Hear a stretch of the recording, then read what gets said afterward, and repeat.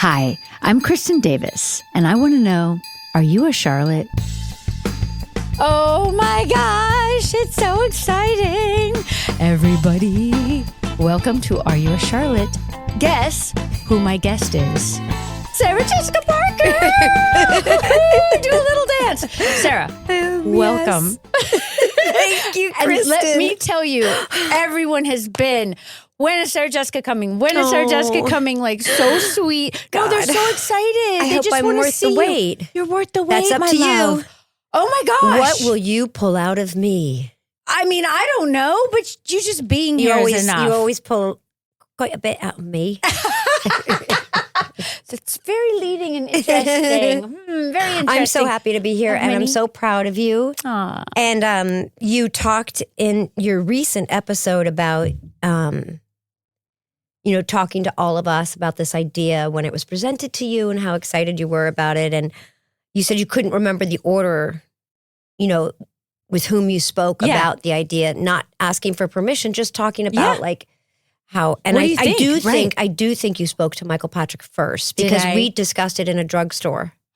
You were shooting the scene where I'm not going to say anything. Actually, we were shooting a scene for the current season, right? And it was a pretty big scene that we had not been able to shoot. We were making up for because I had COVID. That's right. It had been at the top of the season scheduled very, very early, right? Or somewhat like earlier on. July. Yeah. And so that was one of those scenes that we went to we affectionately called the boneyard. And so there we were and then you shared with me this idea, and which I thought was fantastic. And I mean, I knew it was going to be great, and I knew you would come so naturally to the idea, to the medium. Yeah. But you're doing such a good job. Thanks, and I'm babe. so proud of you. You've been such a great cheerleader. I mean, I don't know if everyone realizes. It's so easy to be your cheerleader. Thank you, because I love you so much. I love that so much, and I don't know. It's the kind of thing where sometimes I think, because all of us have been together now for almost 30 years, and to me, it's really obvious all of the personal relationships and the joys that we have of our personal selves. But it isn't always so obvious because they're watching the show. Right.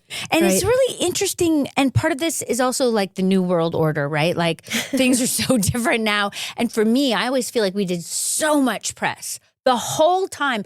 I wondered, like, how is anything not seen and or understood? Yeah. But the press, when you're talking about the interrelationships that still are sexually kind of unknown. Yes. Yeah, like the fact that we have affection for each other. Exactly. Yeah, I know. Do you remember that time? I can't remember. Oh, I think we went to an AmFAR event for Kevin Huvain. And then we went to the Abbey.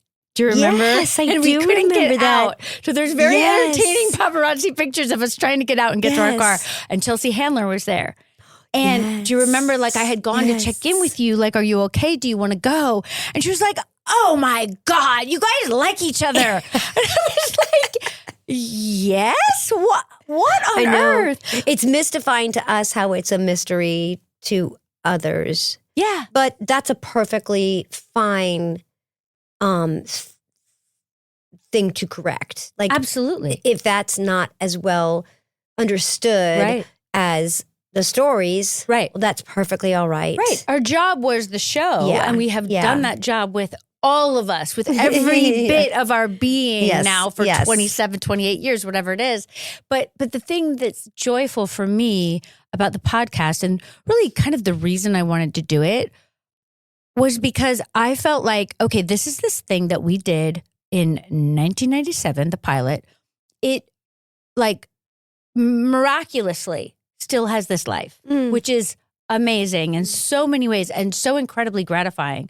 And I thought, wouldn't it be interesting to talk about how all these different people came together, including our writers and our crew members, which I haven't really gotten on yet, but I'm creating a list and I need your input. Wow. Right? Yeah, there's much to discuss there. Right? And like came together to make this thing. And I do feel like everyone that we've had for all of these years, like our job is not a job you can kind of halfway do. Like it's a full-on, intense situation. And everyone has brought like all of themselves, and there was a time in the olden days where like relationships went because of our show, like things happened. It was so much. It infiltrated. It was asking so much in terms of just the hours, and that it was problematic for some families. Like it was, and it's such an interesting thing. And perhaps it's the case that, well, we know it isn't always the case that people fold into each other so beautifully. Mm-hmm. And when I say that, I'm talking about our crew who did work alongside us these extraordinary hours, 80, 100-hour weeks for years on end. Yes. So much so that it almost was like a badge of honor. It was like this thing that we all shared.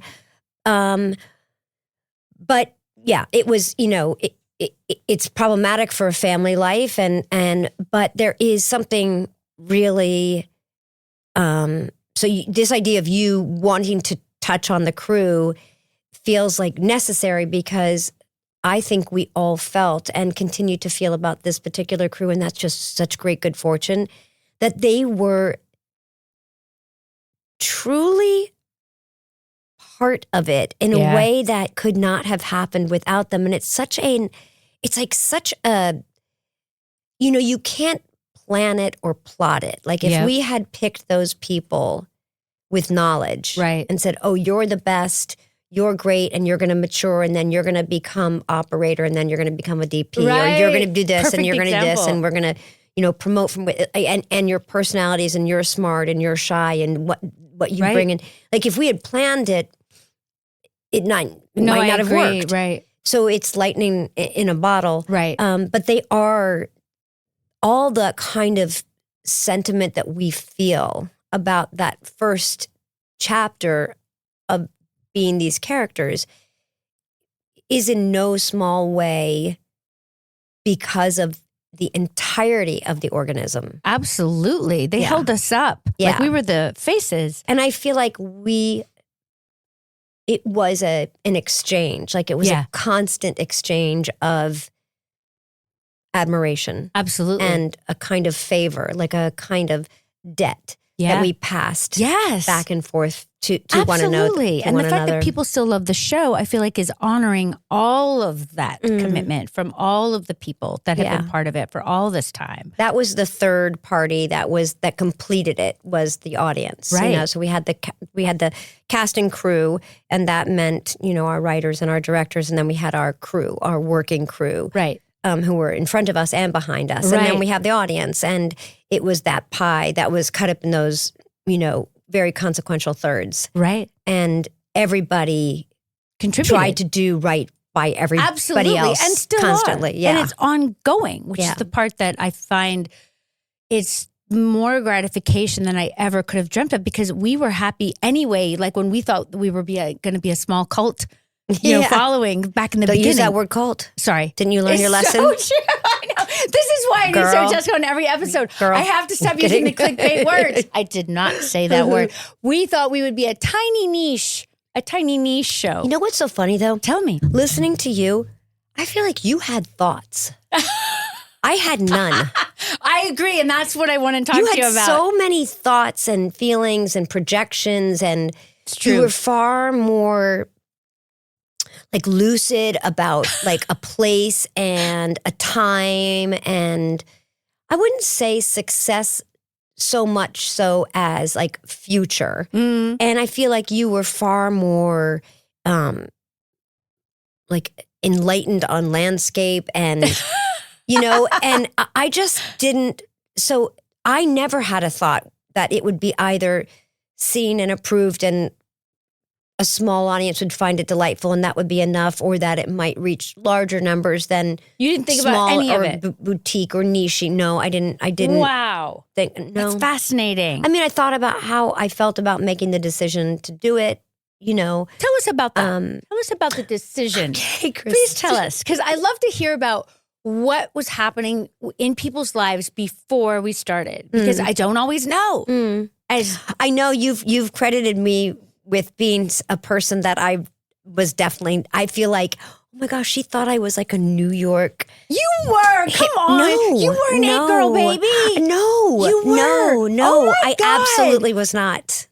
What? No, absolutely not. You personally, I feel like I knew discovered stuff. Manolos and had more than I had ever even heard of when I met you. But I feel like, come on, still the characterization. I feel like I was not.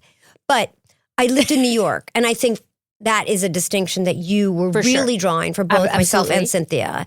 And I think Kim too knew New York pretty well, though everyone knew New York better than myself. Somewhat scattered. I think she had traveled. LA, right. But I initially was asked about the show by my agent, Kevin Uvain, sent me either it was a phone call. I'm certain it wasn't an email because this was 1997 or 96, this 97. This is the plug-in situation. That's right. And he sent me the script with a cover letter, very traditional. For those of you who don't know what that is, there's a script and it's accompanied by a cover letter from your agent or whoever is submitting it. And they'll explain, this is a project, it's shooting in New York. You have been offered the role of blank. The producer is blank. The director is blank, or they have no director set yet. This is HBO. This is the studio. This is the network. And you were like, what? And who? So Kevin called me and said, Darren has asked about meeting you to discuss this. And he said he wrote this like I was in his head in some way, which I found really interesting. Was perfectly happy to meet with him. And I did say, I knew Darren Starr's name from Beverly Hills 90210 and Melrose Place. And I was pretty familiar with Candace's work as a reader of The Observer, which was a fairly well-known New York paper that a lot of us reached for. Its distinction was that it was pink. Yeah. Which was kind of unusual. And coincidentally or not, I had been sent a copy of her book that Darren had then bought the rights to. Right. And that book was a compilation of all of her columns for the New Yorker, for the Observer. And so I did know that. And I don't know why I was sent a copy of the book, but I was, and I enjoyed it. And there were some in particular, there were some in particular columns that I loved. So I read the script and loved it. And I was doing a musical on Broadway at that time. Princess and the Pea? I was doing Once Upon a Mattress, Once Upon a Mattress? I saw it. And, thanks. And I was going to get married. Oh, right. And but it was secret. It was a secret, yes. And I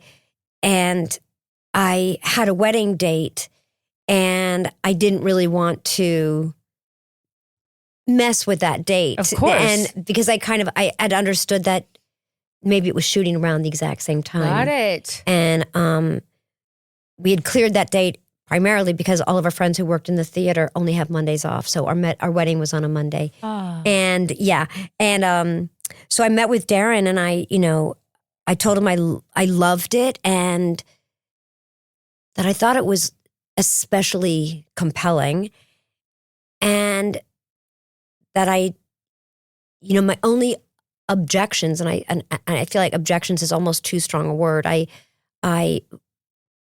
alerted him to the fact that I didn't do scenes nude, that I just, for whatever reason, right or wrong, I just never felt comfortable doing that. And he was like, well, then we won't, then we shan't. And I said that I also wanted to be a little thoughtful about language, that I wanted to make sure that Carrie cared about what words came out of her mouth, that if she was a writer and being thoughtful about her use of language in a column, even amongst friends where you can get purposefully sloppy. Yeah. Especially if you're drinking, that I still wanted her to be somebody that wasn't just tossing around swear words. Let's call them, bad words. So those were the two things. Right. And the last thing I shared with him was, I'm getting married on this date, and we couldn't take a honeymoon because my soon-to-be husband was shooting a movie anyway, and I had to go back to work to Once Upon a Mattress the next day. And he was great about all of it, and it was at that meeting actually that he said, you should produce. I was like, I don't know how to produce. I've never produced anything. And he's like, well, of course you know how. You've been on a set your whole life, basically. And I said, yeah, but He's like, were you paying attention? Were you watching? I was like, well, yes, because I'm curious anyway. I was like, but I don't really think that I have that skill, and I would feel very like a fraud. Oh. So he said, then be a consultant. So that's how that started. I was going to ask you. So we worked out all the dates, and I actually closed the show on one day and woke up the next morning and walked to the set of or went to the set of the pilot. Yeah, which I believe is it possible? No, it wasn't. I can't remember where it was. But anyway, did the show woke up the next morning and went to shoot this pilot of this TV show.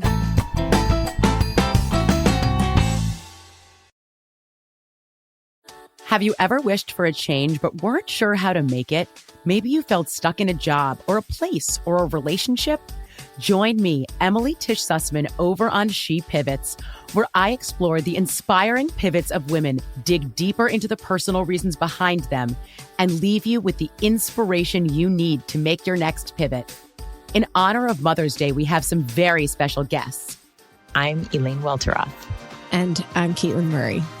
Both women pivoted out of their careers after having their kids, proving that motherhood is just another chapter in our journey, not the end. It's kind of like, will you have more babies? Yes. Will I always be me? Yeah.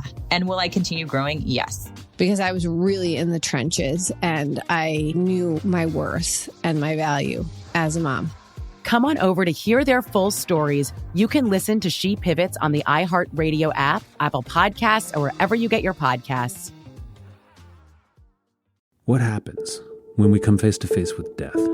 My truck was blown up by a 20-pound anti-tank mine. My parachute did not deploy. I was kidnapped by a drug cartel. I just remember everything getting dark. I'm dying. When we step beyond the edge of what we know. To open our consciousness to something more than just what's in that Western box. And return. I clinically died.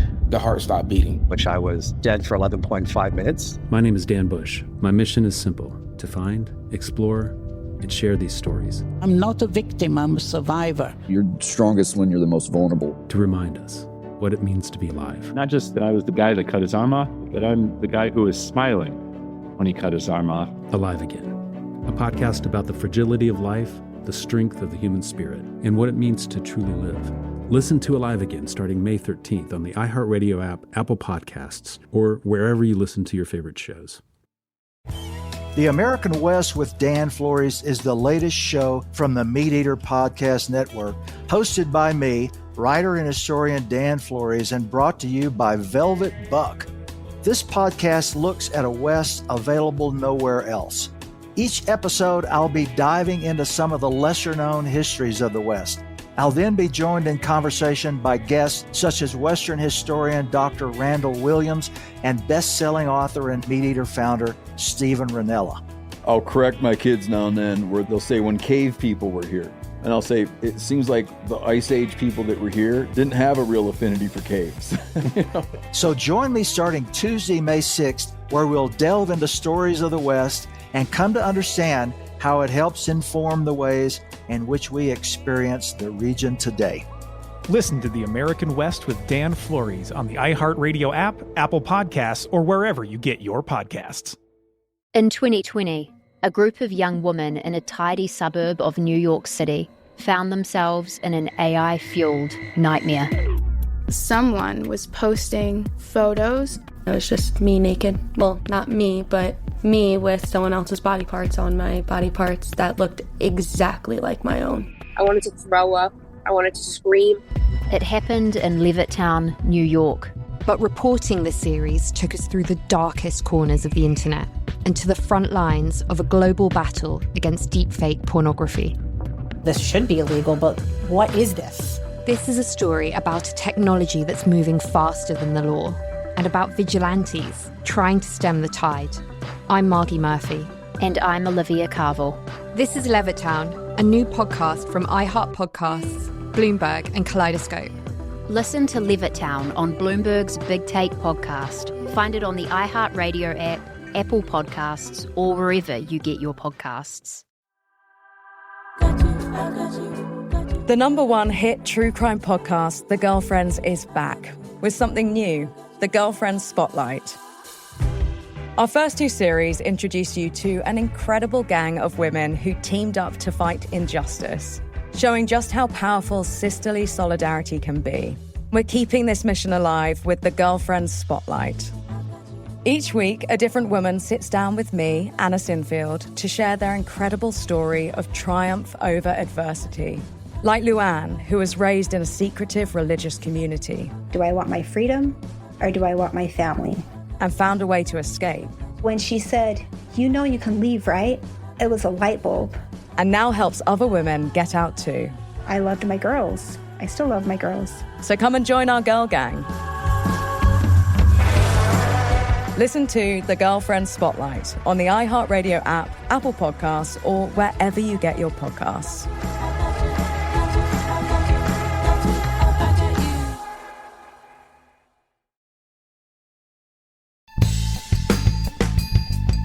This is what I want to know, because in my mind, okay, so I was in LA, right? And I knew Darren, but we weren't working together. It wasn't like I was seeing him often.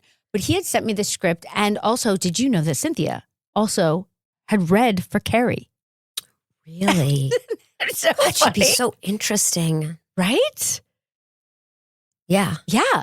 I'm sure I've known that, right? We've talked about this at some point. I never knew this. Okay, then I personally. didn't know it either. Yeah. Okay. I mean, I was shocked. Wow. And she said, they were like, no, not really. Wow. So I don't know, feel why like, not? Well, I do. I mean, I feel like, and I mean, this again is like that magical thing that happens occasionally that we are lucky to be a part of, where none of us had read together. You know, it was this very kind of long process of casting the 4 of us. And yet when we came together at the table read, which I don't also remember. I do. You do. Tell me what you remember. Hallelujah. I remember because I knew who Chris was. I knew who everybody was. Cynthia and I, we can talk about. Of Cynthia and I had course. been working together and kind of collegially friendly because we both have been an actor our whole lives, basically. Right, yeah. And so I met Cynthia, I guess when I was 12 years old. Wow. I think the first time we worked together was when I was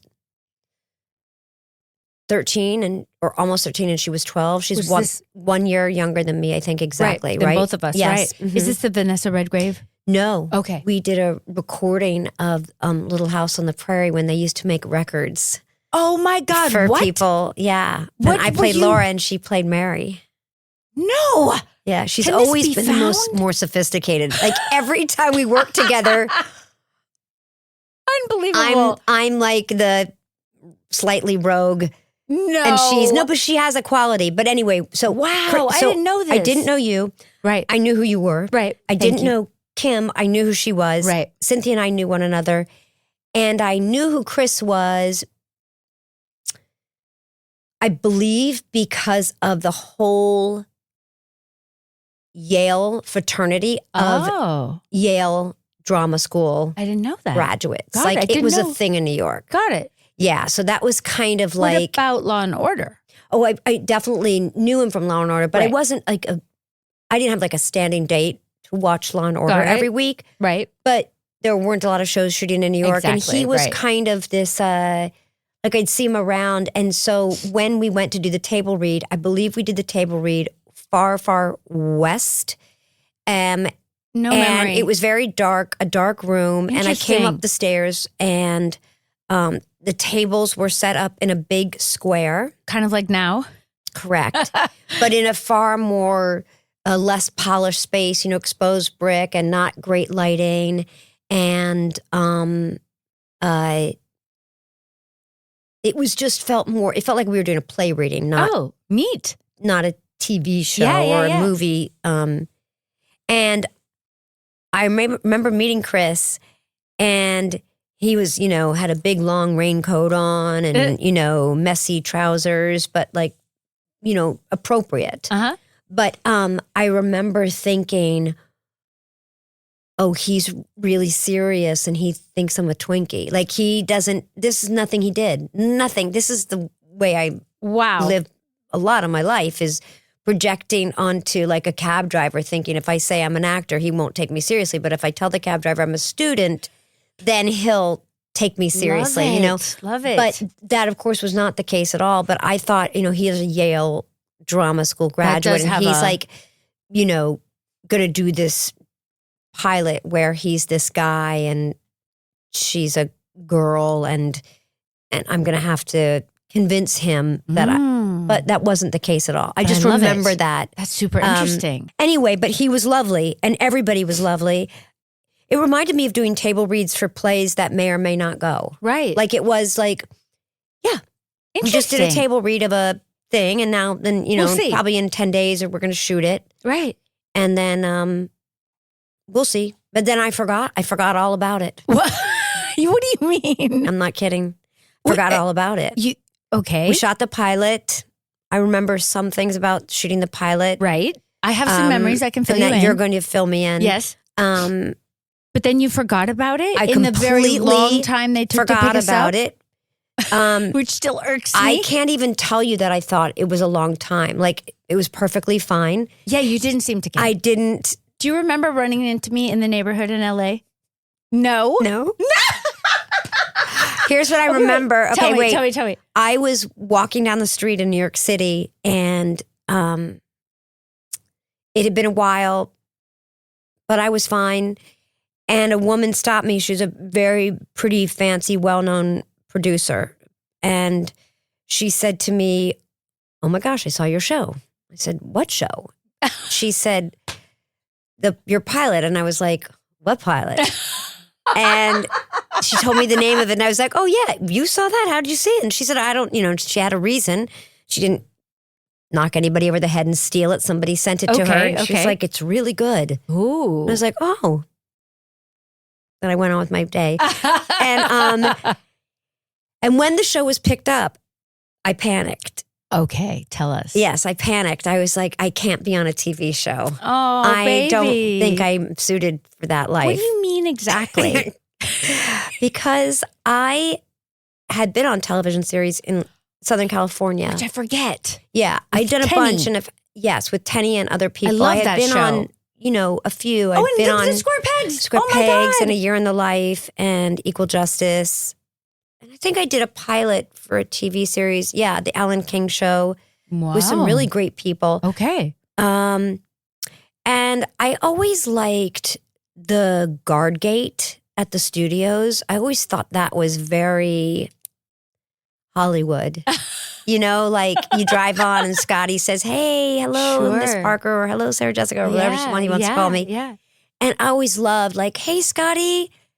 You know, I love driving, and then they have a parking space, and I like then that you part walk too. through the canyons of a studio, and you know this shot here and this shot here, and it was just kind of incredible. Yeah.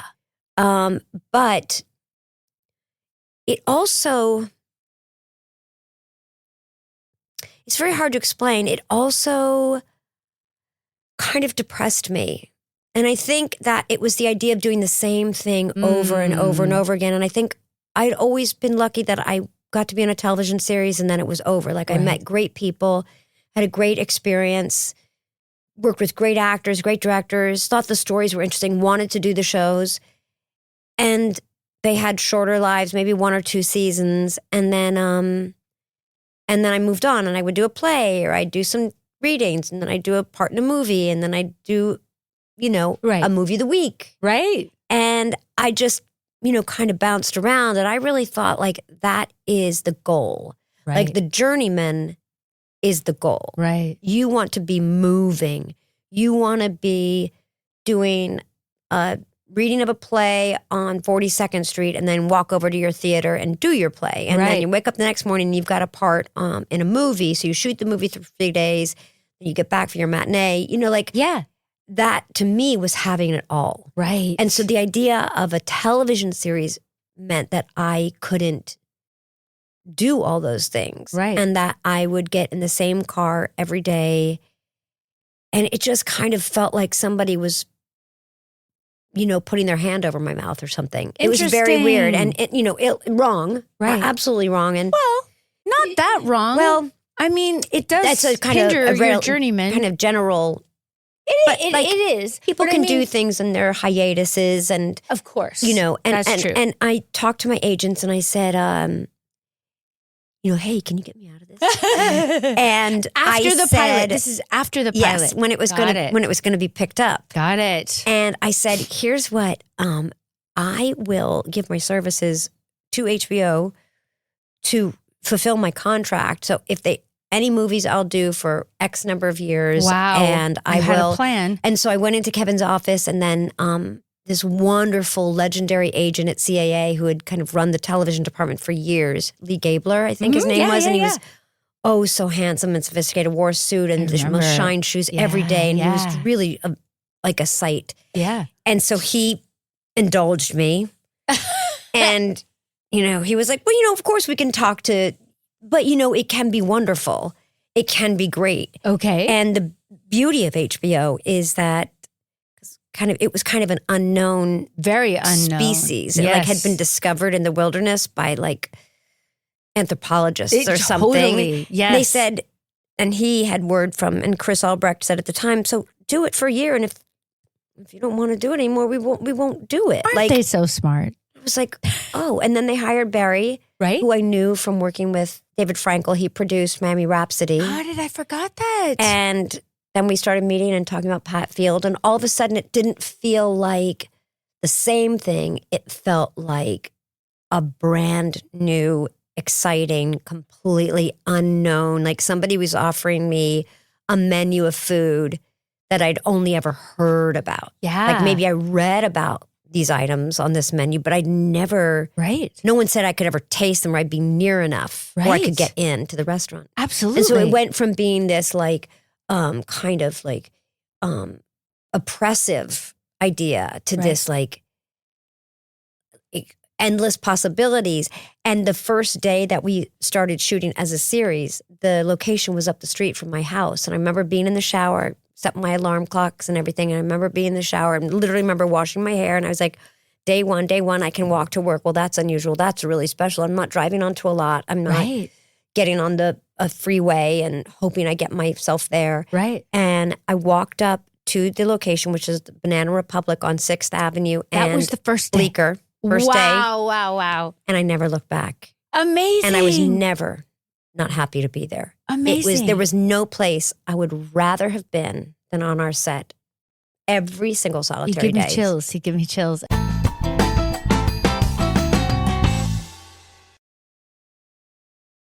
Have you ever wished for a change but weren't sure how to make it? Maybe you felt stuck in a job or a place or a relationship? Join me, Emily Tish Sussman, over on She Pivots, where I explore the inspiring pivots of women, dig deeper into the personal reasons behind them, and leave you with the inspiration you need to make your next pivot. In honor of Mother's Day, we have some very special guests. I'm Elaine Welteroth. And I'm Caitlin Murray. Both women pivoted out of their careers after having their kids, proving that motherhood is just another chapter in our journey, not the end. It's kind of like, will you have more babies? Yes. Will I always be me? Yeah. And will I continue growing? Yes. Because I was really in the trenches and I knew my worth and my value as a mom. Come on over to hear their full stories. You can listen to She Pivots on the iHeartRadio app, Apple Podcasts, or wherever you get your podcasts. What happens when we come face to face with death? My truck was blown up by a 20-pound anti-tank mine. My parachute did not deploy. I was kidnapped by a drug cartel. I just remember everything getting dark. I'm dying. When we step beyond the edge of what we know. To open our consciousness to something more than just what's in that Western box. And return. I clinically died. The heart stopped beating. Which I was dead for 11.5 minutes. My name is Dan Bush. My mission is simple: to find, explore, and share these stories. I'm not a victim, I'm a survivor. You're strongest when you're the most vulnerable. To remind us what it means to be alive. Not just that I was the guy that cut his arm off, but I'm the guy who was smiling when he cut his arm off. Alive Again, a podcast about the fragility of life, the strength of the human spirit, and what it means to truly live. Listen to Alive Again starting May 13th on the iHeartRadio app, Apple Podcasts, or wherever you listen to your favorite shows. The American West with Dan Flores is the latest show from the Meat Eater Podcast Network, hosted by me, writer and historian Dan Flores, and brought to you by Velvet Buck. This podcast looks at a West available nowhere else. Each episode, I'll be diving into some of the lesser-known histories of the West. I'll then be joined in conversation by guests such as Western historian Dr. Randall Williams and best-selling author and Meat Eater founder Stephen Ranella. I'll correct my kids now and then where they'll say when cave people were here. And I'll say, it seems like the Ice Age people that were here didn't have a real affinity for caves. So join me starting Tuesday, May 6th, where we'll delve into stories of the West and come to understand how it helps inform the ways in which we experience the region today. Listen to The American West with Dan Flores on the iHeartRadio app, Apple Podcasts, or wherever you get your podcasts. In 2020, a group of young women in a tidy suburb of New York City found themselves in an AI-fueled nightmare. Someone was posting photos. It was just me naked. Well, not me, but me with someone else's body parts on my body parts that looked exactly like my own. I wanted to throw up. I wanted to scream. It happened in Levittown, New York. But reporting this series took us through the darkest corners of the internet and to the front lines of a global battle against deepfake pornography. This should be illegal, but what is this? This is a story about a technology that's moving faster than the law and about vigilantes trying to stem the tide. I'm Margie Murphy. And I'm Olivia Carville. This is Levittown, a new podcast from iHeart Podcasts, Bloomberg, and Kaleidoscope. Listen to Levittown on Bloomberg's Big Take podcast. Find it on the iHeartRadio app, Apple Podcasts, or wherever you get your podcasts. The #1 hit true crime podcast, The Girlfriends, is back with something new, The Girlfriends Spotlight. Our first 2 series introduce you to an incredible gang of women who teamed up to fight injustice, showing just how powerful sisterly solidarity can be. We're keeping this mission alive with the Girlfriends Spotlight. Each week, a different woman sits down with me, Anna Sinfield, to share their incredible story of triumph over adversity. Like June, who founded an all-female rock band in the 1960s. I might as well have said, we're going to walk on the moon. But she sure showed them who's boss and toured the world. They would just be gobsmacked, and they would rush up after the set and say, not bad for chicks. So come and join our girl gang. Listen to The Girlfriend Spotlight on the iHeartRadio app, Apple Podcasts, or wherever you get your podcasts.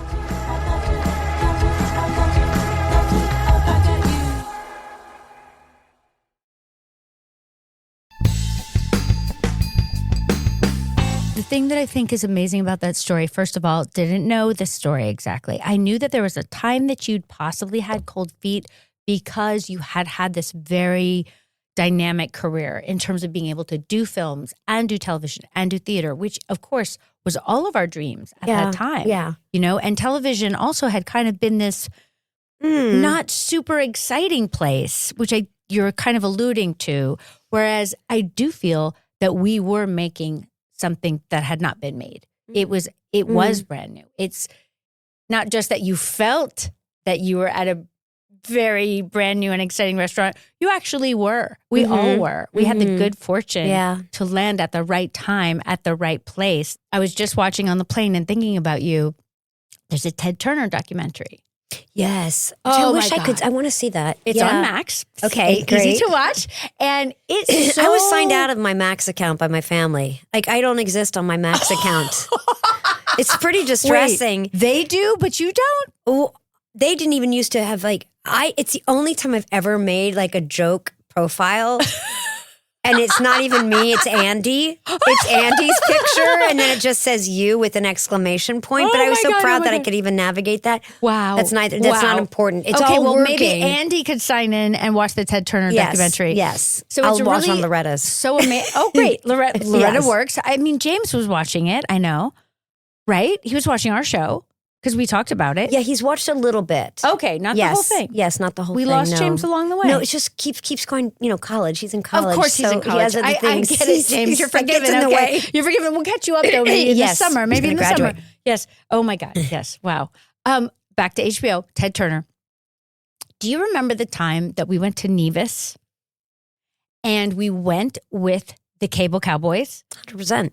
It was so incredible, 100%. And it is so incredible now to I remember think about all of that, and no, I remember not one day of shooting the show or the stories.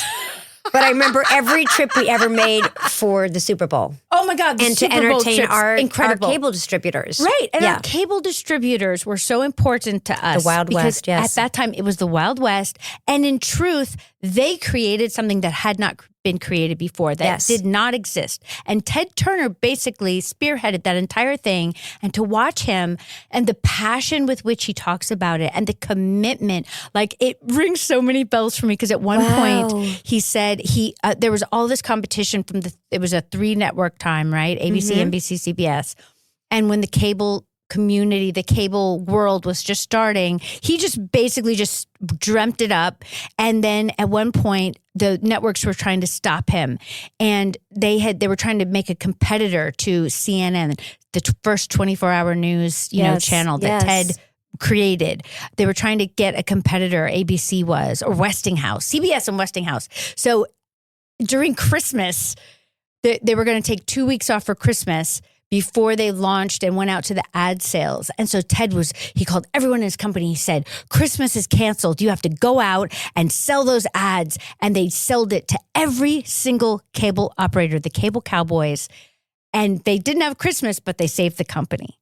And he would get tears in his eyes talking about the commitment that it took from everyone in that company to build, it was started as the Turner Broadcasting, then it was CNN. Eventually it turns into Time Warner. I'm watching the progression and I'm thinking about our part in that and how we were, in some ways, we were like the spawn, the child of it. We got to reap the benefit of what they built. And we also got to spend time with a lot of those people. Yeah, it's kind of amazing. Right? Yeah. Like John Malone, like people who are now almost this dying breed in terms of... I believe the Cox family was there. Yes, all the important players.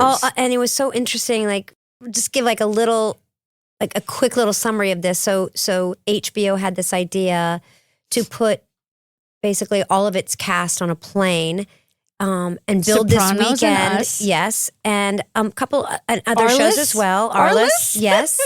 And some of their sports people, Jim Lampley and some others, and they would put us on a plane willingly. We weren't taken against our will. No. And they would, we would have this weekend around Super Bowl Sunday, and we would basically be brought to these wonderful locations that most of us had never been, nor could we afford, nor we would even think about going to the Four Seasons in Nevis. Yeah. And then we would just sit around and chat with all these local cable owners. Yes. And these were the guys, and I say guys because it was guys. It was. With some exceptions. There were families that had matriarchs. Right. That's true. Where maybe the money had initiated. But regardless, it was a predominantly male room with their wives and children sometimes. And they had basically, it was kind of the way, Sprint and all those other things birthed as well. They were basically just taking cable and nailing it up, in really kind of a rogue fashion. Yeah. But they were having success. Right. And they could feel that it was this growing thing. Right. But they were charming and it was fun for us. And we all got to be with each other because typically we weren't, there wasn't interdisciplinary stuff happening. We weren't intercollegiate. Right. And so we got to be with Lorraine Bracco and Edie and so much fun. All the Sopranos cast and Arliss himself, he was there. And I think I don't think the Dream On cast at that point was I don't think so. I there. think they might have been gone by They then. might have been gone by then, but there was somebody else. I want to say Bill Marno, Larry Sanders. Could have been Gary. Some of that, maybe. Yeah. I can't remember. I feel like it might have been Bill. Might have been Bill. I think it was Bill Maher. Because it wasn't just one time, right? No, it was multiple times. Multiple and there's times. also Aspen Comedy Fest. Right, where right. many people were as well. Yeah. But like for me, when I think about, I mean, we have so many gifts have been given to us along the way. But that's one of the gifts was that we got to kind of have this seat to watch this whole development of the cable industry, be a big part of it that we never could have foreseen. And then also now we're watching it change again. And we have pivoted again, which I give you and Michael Patrick so much credit for, you know, having the foresight to say, you know, maybe we could come back as a streaming show. I mean, thank God. You know, thank God you said that. And then we did our films, of course, which I'm way ahead of ourselves because we were going to go back to the beginning. But I do, when I watch this Ted Turner, I'm so just inspired and impressed. And it's so good to remember that through change, you can succeed. You just have to dream. You have to dream and follow your dreams. You can't get down because it's hard not to get down. The thing you know? that sits around, I say that kind of looking back, and I don't know that we would have had the words at the time to characterize it. But I think now, you know, everybody was just kind of doing what they wanted to do. Yeah. And it was an unusual circumstance or scenario, really, wherein a studio and the network were one and the same. Yep. And they were just saying, basically, Chris and Carolyn, you just go, and everybody at HBO, so Eric and Courtney and Plepler and all the people that were on the corporate side and marketing and PR strategy, they were all saying, you just go do what you do. We trust ourselves. Right. It was the ego involved, and I say this with admiration, not with condemnation. Right. It was their sense of their confidence in their choices that liberated David Chase and certainly Darren and then Michael Patrick, that they, I mean, sure, there's notes. There's always notes on a script and there's always issues with money and there's always budget stuff to talk about. But those are to be expected and you want some parenting, like you need some parenting. Right. But for the most part, it was their own confidence in their artistic sensibilities. This and the same, therefore, with everything that surrounded it, which is what is compelling and makes something grow. Absolutely. And the minute you have to start paying attention to outside stuff and you're producing and picking on based on results, right. that's where things are not as interesting. So I feel like all of it was happening at the same time without them even realizing. Like I wouldn't have said at the time, wow, you're confident people. Wow, you really believe in your own ideas. Wow, you really trust. Therefore, you're going to let everybody, basically speaking, just go off and make shows that were not 30 minutes long. They were not 30 minutes long. They were 32 minutes long. They were, 28 minutes long, whatever they were. It was, but that is a huge amount of, and that's the way the company grew. And that's why it was so, felt revolutionary in terms of its programming.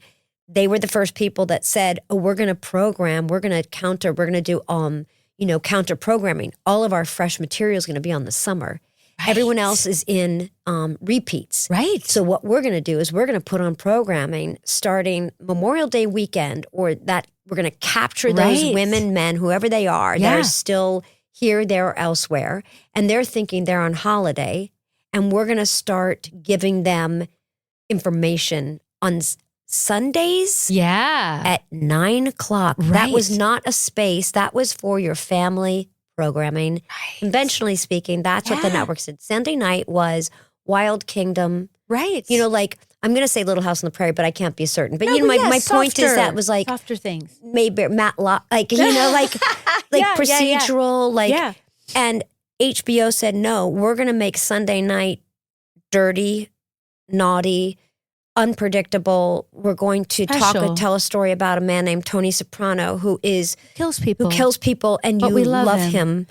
And he's going to go to therapy each week, and we're going to sit with him in this quiet space. They were after us. I want to make sure people know, we were first. But also we're going to tell a story about these particular women in this city at this time, and this is how they talk, and this is how they, but they weren't saying it like that. They were just responding to material. Absolutely. They were just putting it out there. Took that. I hate the word space now, but that it existed. Yeah. It was a white space, literally like they say in retail. Like there was a white space and someone was like, And Chris and everybody and Carolyn, they were like, Bucas. Wait a minute, Mr. Bucas. Yes. So it was, but there were a lot of parts and things that like had to exist for everybody to be able to do it. So there was the money, intellectual and the artistic, and the actual real estate to do it. And they just did it. And it was like, what? I know. And amazing that it worked. Yeah, but nobody was thinking that. We certainly weren't. No. We were just trying to do the best we could. Sarah Jessica, we could talk forever, as you know. So let's take a little break here. And you guys, we will be back for another episode of Are You a Charlotte?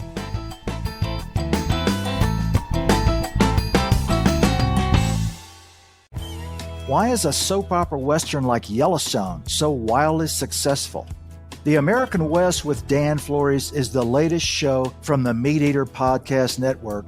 So join me starting Tuesday, May 6th, where we'll delve into stories of the West and come to understand how it helps inform the ways in which we experience the region today. Listen to The American West with Dan Flores on the iHeartRadio app, Apple Podcasts, or wherever you get your podcasts. I'm Michael Kasson, founder and CEO of 3C Ventures, and your guide on Good Company, the podcast where I sit down with the boldest innovators shaping what's next. In this episode, I'm joined by Anjali Sood, CEO of Tubi. We dive into the competitive world of streaming. What others dismiss as niche, we embrace as core. There's so many stories out there, and if you can find a way to curate and help the right person discover the right content, the term that we always hear from our audience is that they feel seen. Listen to Good Company on the iHeartRadio app, Apple Podcasts, or wherever you get your podcasts.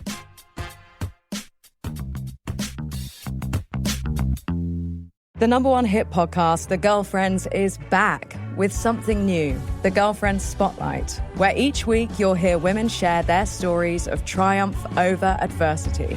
You'll meet June, who founded an all-female rock band in the 1960s. I might as well have said, we're going to walk on the moon. But she showed them who's boss. They would rush up and say, not bad for chicks.